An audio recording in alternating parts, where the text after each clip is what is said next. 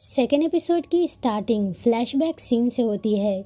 छोटी लिन और जेन एक दूसरे को रिलेशनशिप एडवाइस दे रही थी, जिस बीच जेन लिन से कहती है तुम हर एक चीज़ में परफेक्ट हो, सिर्फ लव को छोड़कर। जब तुम्हें कोई पसंद नहीं करता है तो तुम उसके पीछे क्यों जाती हो? हर्ट होने से अच्छा तो दूर रहना ही अच्छा है। मैं हूँ ना, मैं हमेशा तुम्हारे साथ रहूँगी। फिर यही सब कहते हुए सीन प्रेजेंट में शिफ्ट होता है। जेन कुकिंग कर रही थी, वहीं लिन सोकर थी। लिन जैसे ही टर्न होती है तो फ्लोर से उसे चोट लग जाती है। लिन देखती है कि वो बेड के नीचे सेपरेटली सोकर थी। उसे लगता है कि दोनों अलग अलग सोई है, तो वो सीधे जेन के पास आती है। फिर पूछती है कल क्या हुआ था, मैं यहाँ पर कैसे आई? मेरा पूरा बैक दर्द हो रहा। हम दोनों तो पहले साथ में सोया करते थे, तो फिर आज अलग अलग क्यों सोए? मुझे नीचे सोने को क्यों कही? मैं 8 ईयर्स बाद वापस आई हूँ, तो कैसी वजह से बदला ले रही? तो ये सुनने के बाद जेन कहती है ऐसा कुछ नहीं है, बल्कि तुम खुद नीचे सोई थी। अब हमें दिखाया जाता है जब दोनों का किस हुआ था तब लिन काफ़ी नशे में थी, तो जेन लिन को लेकर घर आती है। फिर उसका कपड़ा चेंज करते हुए बेड लगाती है। लिन को बेड पर सुलाते हुए जेन नीचे आती है ना, तो तभी लीन खुद उसके पास आती है। मतलब कि लीन खुद उसके पास आई थी। जेन मना भी नहीं करती है, तो जब इस बारे में जेन बताती है तो लीन को भरोसा नहीं होता है। यहाँ तक कि जेन किसके बारे में कुछ भी नहीं बताती है। बट लीन को कुछ याद नहीं था, तो जेन शॉक्ड होकर पूछती है क्या सच में तुम्हें कुछ याद नहीं है? तो लीन ना कहती है। तो ये बात सुनने के बाद जेन कहती है तुम मुझे कल रात कैट समझी थी। तो इस बात पर लिन कहती है ऐसा हो ही नहीं सकता, मैं उससे मूव ऑन हो चुकी हूँ। फिर जब लिन शर्ट को नोटिस करती है तो पता चलता है कि उसका कपड़ा चेंज है। तो क्या तुम चेंज की? कैसे की? लिन जेन से पूछती है। तो जेन कहती है हाँ मैं ही चेंज करी हूँ। तो क्या? लिन को लगता है कि जेन सब कुछ देख ली, तो वो बहुत ही कुछ बोलने लगती है। तो जेन रिलैक्स होने को कहती है जैसा वो सोच रही वैसा कुछ नहीं है, सिर्फ शर्ट चेंज किया गया है और कुछ भी नहीं। फिर लिन टेबल मांगती है, तो फिर से जेन मना करती है। उसे घर जाने को कहते हुए जेन वॉशरूम में आती है। तो अब लिन जिसे टेबल चाहिए था, तो वो अपनी बात मनवाने के लिए ज़बरदस्ती अंदर आती है, जहाँ पर जेन शर्टलेस थी। अब जेन लिन को देखकर शर्माने लगती है, तो लिन शर्माने को मना करती है क्योंकि ये पहली बार नहीं है, बहुत बार ऐसा हो चुका है, तो इसी वजह से शर्माने को मना करती है। फिर टेबल मांगती है, तो जेन कुछ सोचते हुए अग्री करती है, बट एक कंडीशन के साथ। आज न्यू रेसिपी जेन बनाने वाली है, तो बस लीन को टेस्ट करके बताना होगा। फिर यही सब बातें करने के बाद जेन रेडी होती है। फिर लीन को घर जाने को कहती है। फिर नेक्स्ट सीन में जेन कुकिंग कर रही थी, तो उसके पास 2 शेफ आती है जो जेन के साथ काम करती है। इन दोनों में कुछ बातों को लेकर बहस हो रही थी, तो जेन पहले तो मामला सॉल्व करती है, फिर काम करने को कहती है। लिन जेन से पूछती है क्या सच में ये रेस्टोरेंट इतना फेमस है? जेन खुद का तारीफ तो नहीं करती है, बट ये दोनों कहती है ये रेस्टोरेंट बहुत ही फेमस है, आए दिन सेलिब्रिटी यहाँ पर आते हैं। इवन कई लोग जिनका इंटरव्यू लेना चाहता है, बट जेन मना कर देती है। फिर जेन लिन को नोटिस करती है जो सिर्फ कपड़ा चेंज करके आई थी, तो ऐसा क्यों की? शावर क्यों नहीं ली? जेन पूछती है। तो लिन कहती है तुमसे मिलना था तो मैं ऐसे ही आ गई। फिर जेन पूछती है तुम्हें रिजर्वेशन क्यों चाहिए? लिन पाई के बारे में बताती है जो इम्पोर्टेंट है, बट किस लिए ये वजह नहीं बताती है।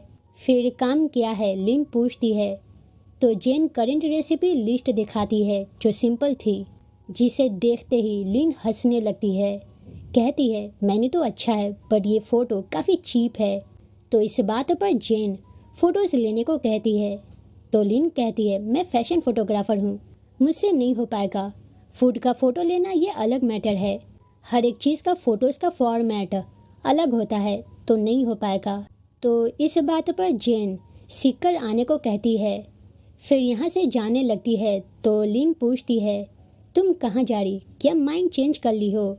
तो जेन कहती है ऐसा कुछ नहीं है, मैं न्यू रेसिपी बनाने के लिए घर का किचन यूज़ करती हूँ, तो वहीं पर जा रही हूँ। फिर दोनों साथ में घर आती है। जेन न्यू रेसिपी बनाते हुए लिन को टेस्ट करने को देती है। लिन देखती है जेन अपने लिए सर्व नहीं कर रही, तो लिन जेन को भी साथ में बैठकर खाने को कहती है। तभी उसके पास से पाई का कॉल आता है, जो उसके घर पर वेट कर रही थी। तो लिन यहाँ पर आने को कहती है। पाई जब आती है तो लिन उसे घर के अंदर इनवाइट करती है, जिसे चुपके से जेन देख रही थी। ये जेन का घर है। जब पाई को पता चलता है तो पाई पूछती है, क्या तुम दोनों फ्रेंड हो? रिजर्वेशन मिल गया? तो लिन कहती है, हाँ हम दोनों फ्रेंड हैं, बस रिजर्वेशन मिलने में लेट होगा। तभी दोनों के पास जेन आती है।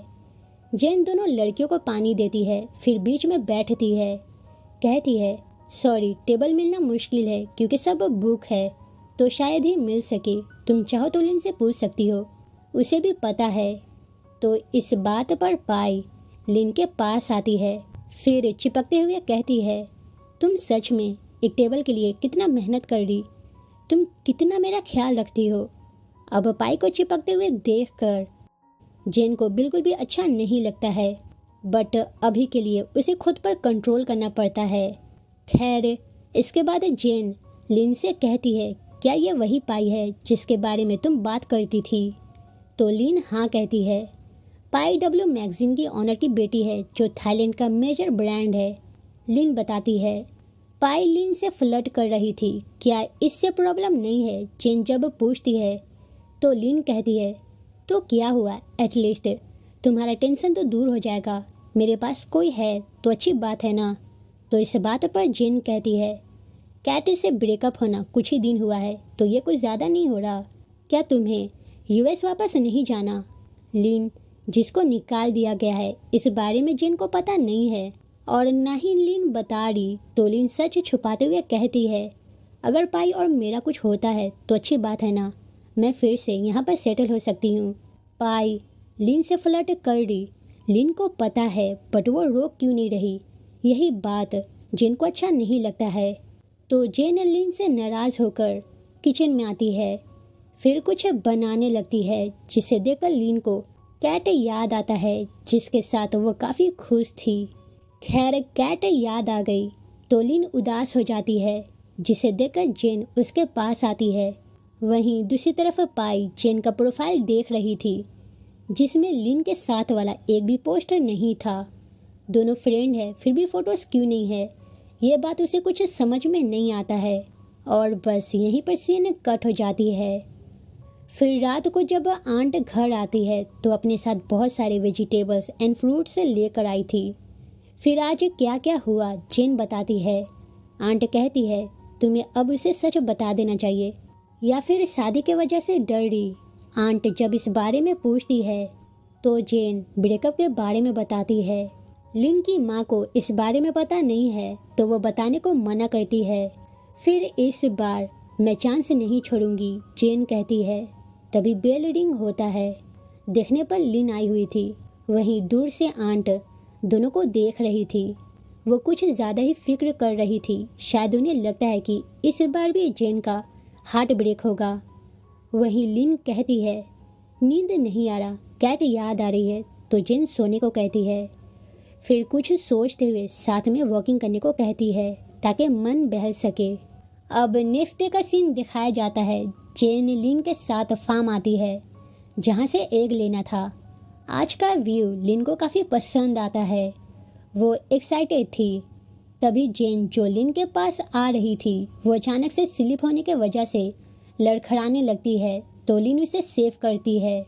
फिर दोनों में किस हो उससे पहले ही फार्म लेडी आती है। वो लेडी दोनों को शूज देती है, जिसे लिन जेन को पहनाती है। फिर एग को फाइंड किया जाता है।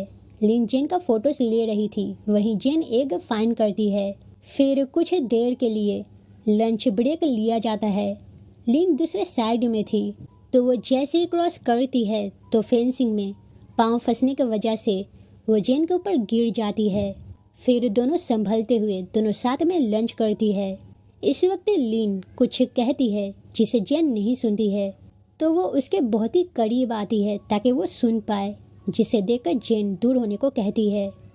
फिर से दोनों एग फाइंड करती है। इस वक्त जेन रेस्टोरेंट के बारे में बताती है जिसका खोलने का असल मकसद प्यार है। मतलब कि किसी न किसी काम की वजह से पेरेंट्स बच्चों के लिए कुकिंग नहीं कर पाती है और ना ही बच्चे वक्त पर खाना खा पाते हैं। पेरेंट्स वर्क में बिजी तो बच्चे स्कूल में। इस हड़बड़ दड़बड़ वाली दुनिया असल टेस्ट को भूल जा रही। तो मैं इसी वजह से डाइनर खोली, डिफरेंट फूड बट होम जैसा टेस्ट हो। इसी वजह से जेन टेबल खोली। ये सब बातें सुनने के बाद लिन को अपनी वो पास्ट मेमोरी याद आती है जहाँ पर वो अकेली थी। माँ थी तो वो बिजी थी, फिर भी जैसे तैसे काम निकाल कर उसके पास आती थी। नॉर्मल रहने को प्रिटेंड करती थी बट कुछ नॉर्मल नहीं था, क्योंकि उस वक्त लिन का फादर उन दोनों को छोड़ दिया था। ओम अकेले ही लिन को परवरिश की। खैर लिन को वो सब बातें याद आती है तो वो एकदम से फ्रीज हो जाती है, जिसे देखकर जेन पूछती है क्या हुआ, तुम इतना शांत क्यों हो। फिर फेस पर गंदा लगा था तो जेन साफ करती है तो लिन ऐसा करने को मना करती है। फिर जब पता चलता है कि वो बस गंदगी साफ कर रही थी तो बात पलटते हुए दोनों वो लड़की के पास आती है। वो लड़की जेन के साथ कुछ ज़्यादा ही नाइस थी। तो लिन पूछती है क्या तुम दोनों के बीच में कुछ चल रहा।